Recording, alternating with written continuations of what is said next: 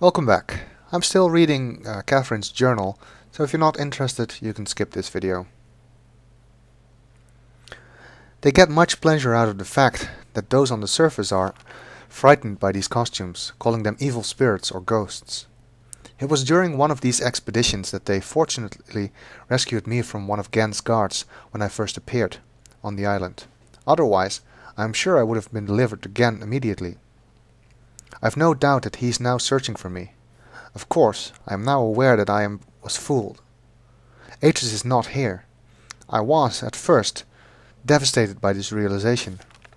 Now I am thankful. He would be in extreme peril here. Also, there is a quiet inner voice, an echoing remnant, that wants him far away. I have just witnessed an age dying, gasping its last breath. Today, I ventured to the surface to see what has become of this island. I hoped it would not be as bad as the moiety had reported. It was worse. They have become slowly accustomed to its steady decay, but I was devastated. The lips from which the kiss is wrought has fallen worlds, will fall cold breath. The womb from which the cry released has suffered hurt, will suffer death. To get to the surface, we had to travel through a complex series of doors and passages. Before the last of these doors, they offered me a weapon, which I accepted, and then a mask. I held the mask in my hands for a while, wondering what sort of terror it might invoke in those members of my family who still live on the surface. But I also knew that I must keep my identity hidden from Gen's ever-vigilant eye, so I accepted it as well. Then, together, we swam a short expanse and emerged out of the surface of the ocean under a rocky overhang. The harsh sunlight made my eyes sting, but the fresh, rich air was exhilarating after these past weeks in the dank caves.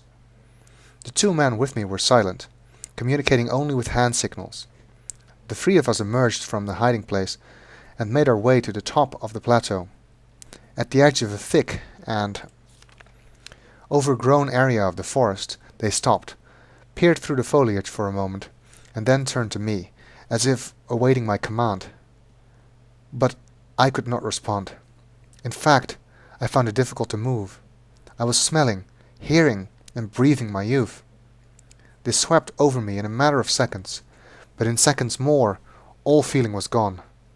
There was numbness. We did not stay long on the surface, but it was long enough to see the worst. Riven, which was once one island, has split apart into 5 distinct pieces, about a half a mile apart. 4 of these have been claimed by Gen as his exclusive domain. Only his ministers and personal militia are ever allowed access to them. From my vantage point at the edge of the forest, I could see 3 of these islands. They are stripped of their former beauty and are riddled with Gen's self-absorbed constructions. The moiety rarely visit these closely guarded places. There is another island which I could not see, as it had evidently crept away to a terrific distance. The moiety are very unclear as to what exists on this island, except for the fact that they know it is where the great tree used to exist. The forest is located on the island that the surface dwellers and the moiety still refer to as Riven, but they also still refer to their entire world as Riven. This island is where the village is, which has changed dramatically. It is also the one remaining province of the people, though Gen's influence can be seen everywhere. Of course, I know the reason for the fracturing of the islands. The moiety do not. Gen wrote this place, and it will die, as all of Gen's ages eventually die. I feel nothing today. I am nothing. I live in a cave on a dying world inhabited by people that... They are treating me so strangely. They don't know how to relate to a god. I'm still an outcast here. They whisper amongst themselves, talking of my bravery during my excursion to the surface. How I walked across the island, bold and unafraid. They don't know me. Even Etty is uncomfortable around me. At times there is no awkwardness, and I am only Katran to her, but at other times I am someone else. I am afraid.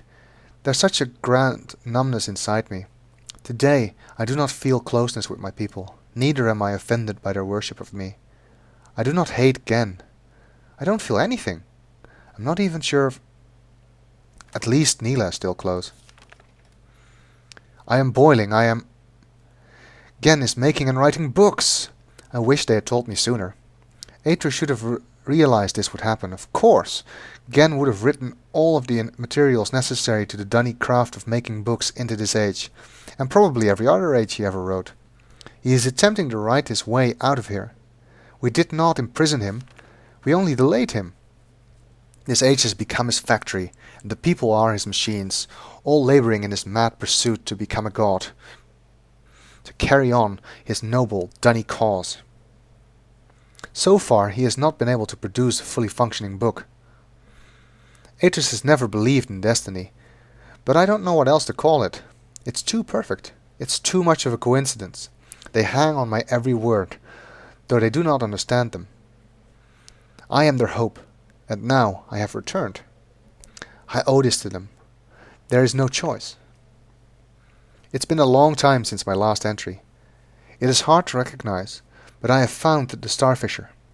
It is located on the island, which the Rivenese call Aleppo, I think, meaning water pool, but which is referred to by the moiety as Eilitwan, meaning pool of stars. Having once allowed Aether to escape this age without leaving an open door behind us, it has since been sealed with a skin of heavy iron.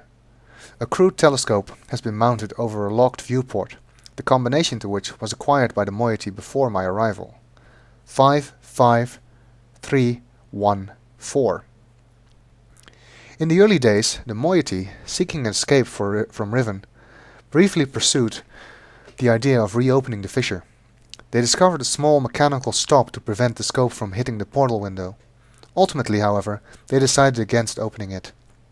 I hate to think what would have happened to them if they had not left it alone. I've instructed them to stay away from it. I'm almost certain that, with the decayed state of the islands, opening the fissure now would be disastrous. I have heard that in the days immediately following Gen's confinement on Riven, he attempted to determine the feasibility of navigating the stars beneath the fissure. For he had seen the mist book fall from Aether's hands into that very same space. To this end, he would have people, alleged transgressors of the law, thrown into it, so that he could observe their fate. The telescope which still stands there is one he had built for these callous experiments. It is said that they did not die, but what became of them remains a mystery. It appears that the limits of Gen's optics prevented him from learning their fate. The star field beneath the fissure is not as it seems. It is a gentle space, as hospitable to life as a flowing river. This is how Aether explained it, after he had fallen into it.